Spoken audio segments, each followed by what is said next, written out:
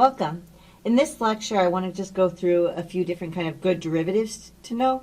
And I'm going to do them with the, actually kind of with the graphs of the functions and the tangent lines and so on, so that all of this is connected up in your mind. Okay? So,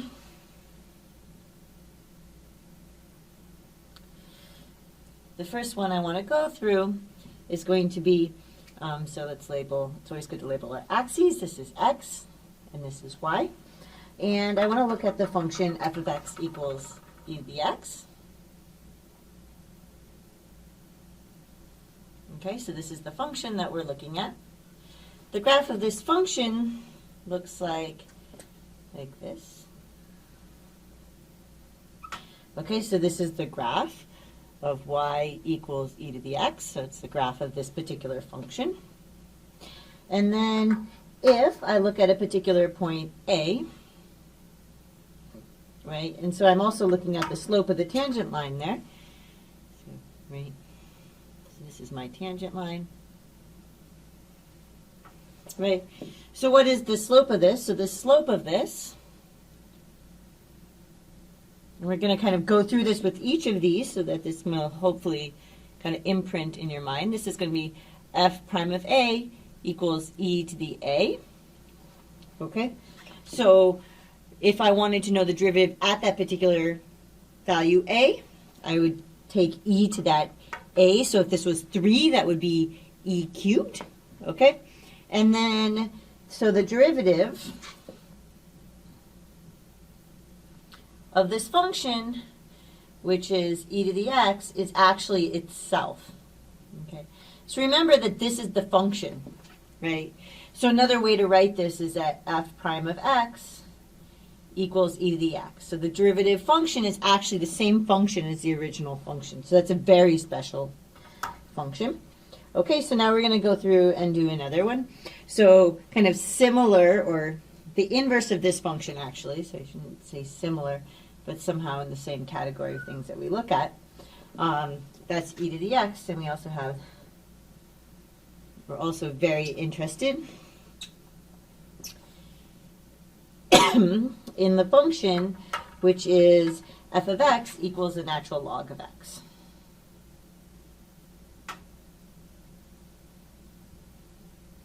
Which is the inverse function to e to the x. Okay, so that's what we're looking at. And the graph of this one, right, we should get this by reflecting across the x equals y. And so it's going to look something like this. So this is y equals the natural log of x. Okay, and then if I wanted to look at a particular point A, so an input value of A, and want the derivative at that point, right, so this would give me the slope of the tangent line there. Okay, so the slope of this is going to equal this f prime of A, which in this circumstance, what is that? It's actually equal to 1 divided by A. So that's the derivative at A. Okay? So in line with that is that this derivative, so what is the derivative function that we get when we take the derivative with respect to x of the natural log of x? The derivative function we get is 1 over x. Okay? And so this should be, maybe I'll write this again notationally like that. So this is saying that my f prime of x, when my f of x is the natural log of x, is equal to 1 over x. So that's a function, and I stick in a, and I get 1 over a, which would give me the slope at this point right here. Okay? And maybe let's even kind of point out, what is this point here? It's good to remind ourselves of this a lot of times, because we often get confused by this, that this is a ln of a, that point there, and maybe we'll do the same thing here, because that's where the tangent line kind of goes. And hopefully, when somebody asks you a question, and they say like at the point or at where, they're going to tell you whether they mean at this a value or actually at this point. And this is a e to the a. Okay? So, and then the next one is going to be axes again. We have our x-axis and our y-axis. And this one's a little bit different. So this is f of x equals sine of x. A lot of times people in these courses skip over the sine of x and cosine of x function. I personally am against that because a lot of things, these have these wave motion to them. A lot of things in life kind of have this wave way of acting, whether it is a wave, there are lots of things that act like a wave, or whether you think of it as kind of a peak and trough scenario where things kind of go up and down a lot. Okay, so that's f of x equals sine of x. And then if I want to look at a particular value a, and maybe I will look somewhere over here, then I'm going to get, right, this slope here. It's going to look like,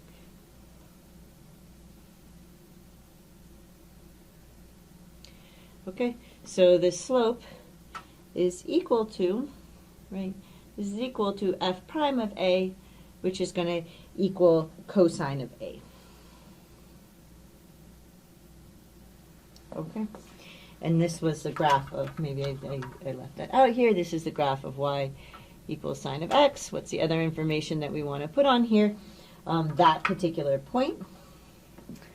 So this particular point here is going to be a, and then it's going to be sine of a, right, because we stuck it into the function. This is the graph of the function sine of a. And this tells me that the derivative function, if I want to look at it, so I want to take the derivative with respect to x of the function sine of x, and I'm going to get out cosine of x, right? I usually like to put parentheses here to avoid some confusion. And so that's to tell us that this f prime of x is equal to the function cosine of x. If we stick in the value a, then one thing that we get, right, that derivative that we get at a is actually going to be the slope of the tangent line at that point a side of a. Okay? And then we have f of x equals cosine of x.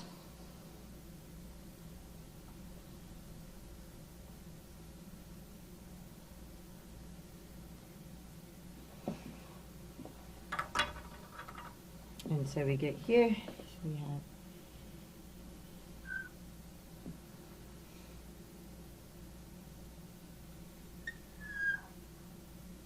so this is our x-axis, our y-axis. This.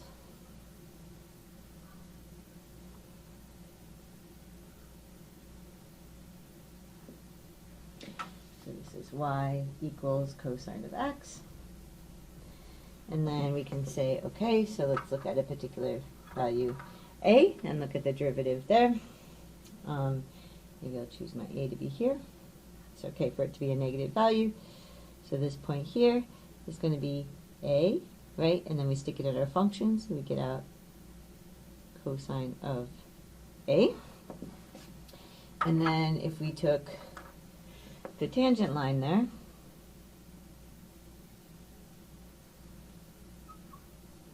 right, the slope that we would get for this tangent line, so this slope is going to equal f prime of a, which is going to equal minus sine of a. Okay, and then so that kind of reminds us this is actually, if we take the derivative with respect to x, or this indicates to us that I take the derivative with respect to x of the function cosine of x. What am I going to get? I'm going to get minus sine of x. And remember that what this notation is telling me is that if I take, what is this derivative function here? It's the function minus sine of x. I put in the value a, and I get out the slope at a there. Okay, when x equals a. Okay, so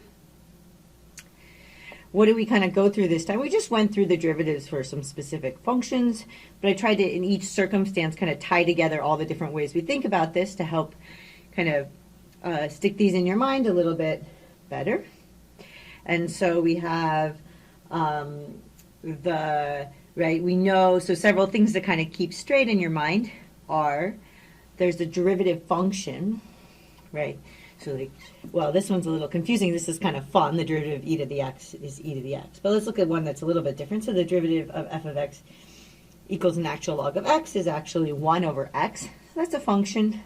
I stick in a, and that gives me the rate of change at a, okay? Or that would be the slope of the tangent line where my x value is a, so at this point, a natural log of a, okay? So I hope that made some sense, and I'll see you in the next lecture.